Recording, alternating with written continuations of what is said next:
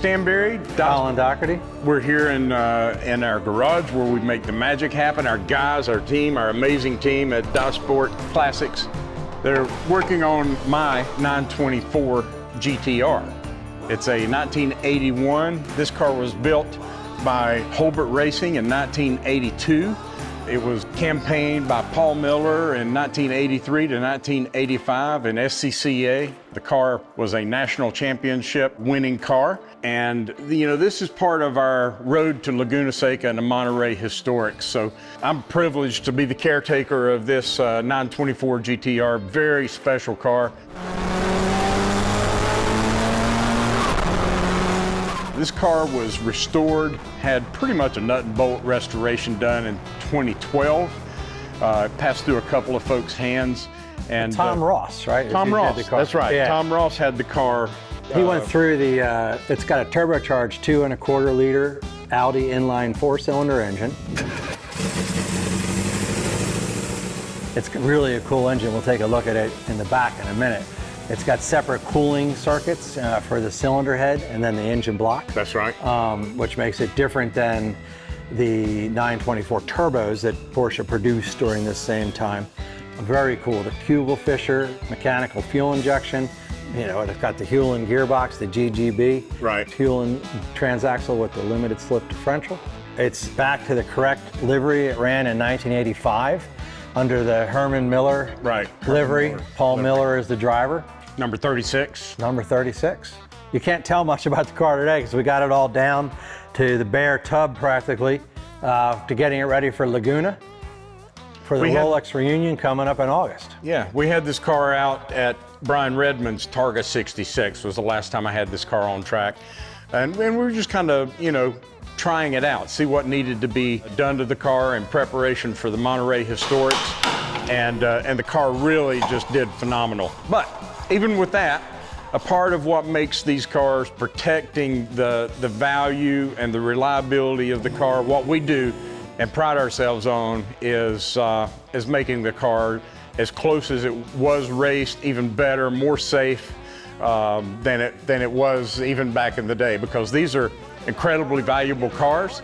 They can't be replaced if something happens to them. So our amazing team is working on all of the bushings on this car that may be a little bit, if there's any play in the suspension whatsoever, anything that may throw us off as we're going through the corkscrew at Laguna Seca. We just don't want to chance anything with that car. So we kind of take it down to the nuts and bolts. This car is, has the body panels that are easily removed. This car was built to race. Holbert and Fabcar were just amazing builders in the day with the all-tube chassis. And there's not a whole lot in this that looks like your 924 that you would have gotten out of the dealership in the day. But I'll have a look inside. Yeah. We're fitting a new seat and getting Gary comfortable in the car. Taylor making the cockpit to accommodate his height. And you get a real sneak peek inside here of what's happening with this car. It's got a very historic sort of presentation still after all these years. It's got enough new technology to make sure it runs and runs safely. And it has a lot of the old that makes it pretty special as well. This car participated in Rennsport 6. It was on display at Rennsport Reunion number 5, so it's had quite a history there. The neat thing about the car is it comes apart very easily to do service and repair. This is the rear section, body support, as well as the fuel cell and fuel supply for the car. That comes off of the main part of the tube frame chassis on PIP pins right here. So that's a pin that just has a little button on it, and then you push it in and release it. And you got the Hewland gearbox, big old Porsche brake calipers made by Brembo. And actually, that's a Wilwood caliper, isn't it? Yeah, that's a Wilwood caliper, front and rear on this car. That's pretty cool. Center lock BBS wheels, 16-inch. We'll run the Hoosier period or Goodyear period correct tire on the car. As you can see, there's not a whole lot here that is a 924. There were some certain rules, like the shape of the A-pillar and roof had to be from the actual car. So you'll find those parts will be metal. Doors, rear body section, front body section, all made by hand, and hand-laid fiberglass to accommodate the tire wheel width and the overall track of the car. Let's go around front here. All high-end braided lines for the oil lines, the coolant lines. Just incredible, you know, technology for 1981. This was truly some exotic stuff in 1981. Fabricated control arms, and it's almost like robotic TIG welding on here, but it's absolutely done by human back in that time, and just beautifully done. You can see the gusseting here to reinforce the control arm. You got the monoball, the spherical bearing ends, and just beauteous. We did find some play in a bunch of these. We have some knocking around that we're chasing on the car and get that all sorted out. Currently we have the engine out for refresh. You can see we've got the Tilton clutch slave cylinder installed there, ready to go. The gearbox stays in the car on a 924 GTR, basically the same way I showed you the rear works on the pip pins. The front comes off. Let's see the front handy. But the basically the radiators and all that sort of apparatus, the oil coolers and such, all come off, and you can pull the motor right out of the front of the chassis. Makes it real easy for service and things like that. It's got reservoir adjustable shocks. You pressurize the shock here. Inside the car, it's got chassis adjustable sway bars, front and rear. The anti-roll bar is adjustable to make it stiffer or softer, depending on perhaps like fuel load or conditions, or maybe it starts to rain while you're out on the track. I mean, look at the wheel nuts on this thing. Crazy, right? Right? Look how big that thing is, right? Boink. Right? Reverse threaded on the right and reverses on the left. Pretty cool stuff. A couple cool things inside. Come on, let's have a look.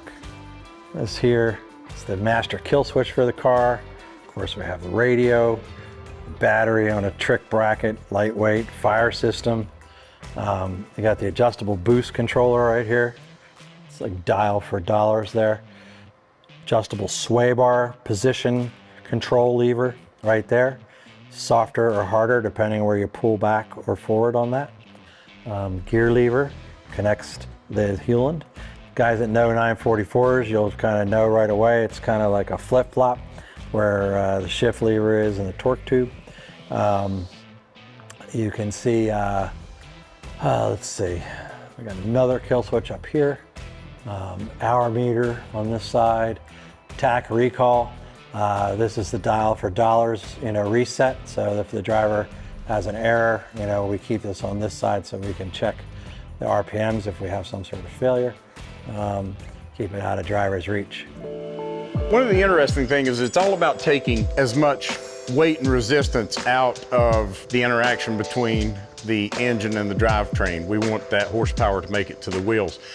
One of the interesting things that I found on this one is the fact that, normally on most cars, you're going to have the alternator that's running off of the engine. This is actually running off the right rear axle for the charging system for the car.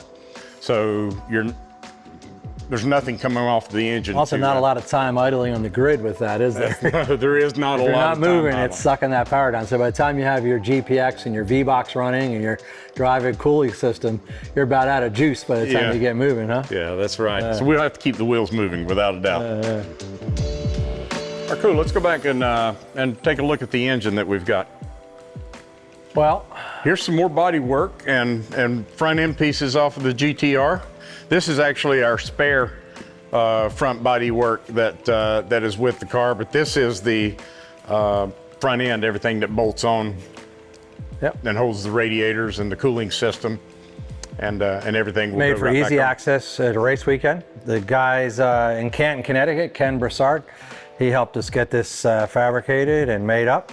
We got it painted in the correct color. We got the metal part of the car, the windshield. You can see the doors and back taillight panel and the rear quarters and all the glass work. It's all Lexan bodywork and such. This is the seat we pulled out of the car. We're going to be replacing it with a new seat that's in date code. We've got the turbo over here, just massive turbocharger right here. And we've got, that's a Turbo Kinetics, and then we got a big wastegate, factory wastegate there. And then this almost small looking exhaust manifold, which is kind of cool. Intake that hooks up to the Kugelfischer fuel injection pump, and pretty wild. You know, it's amazing how small that is, but all the power and all the fire that you'll see coming out of this car, that's the amazing thing about these highly boosted, small turbocharged engines that were the height of technology in the early 80s. And the folks at Holbert Racing put into this thing that they were developing at the time. You know, this is a little 2 1/4 Look at those, liter. Look at those pistons. Yeah. You know, small little guys. 2 1/4. Let's see. So look at this compared to the size even of that. That's a 2.5 liter 944 Turbo Cup engine over there. That's right. This is a cylinder head gasket. We got to get a custom made one. We're using the Cometic guys to help us with that. You can see the water jackets around these cylinders.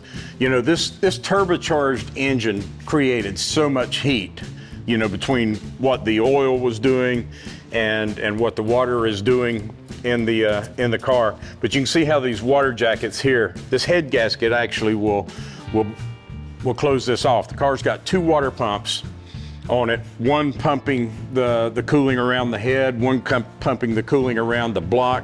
This head gasket will actually go down and seal on top of these jackets and allow the 2 cooling systems to operate independently of each other. Yeah. Pretty rad stuff for the early 80s. Yeah. Come around, I'll turn it so we can see this injection pump stuff.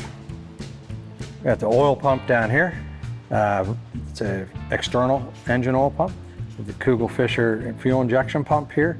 We got the pump timing just right, you know, to make sure everything works with the, you know, the cam timing positions and such, to make sure this thing runs to its best.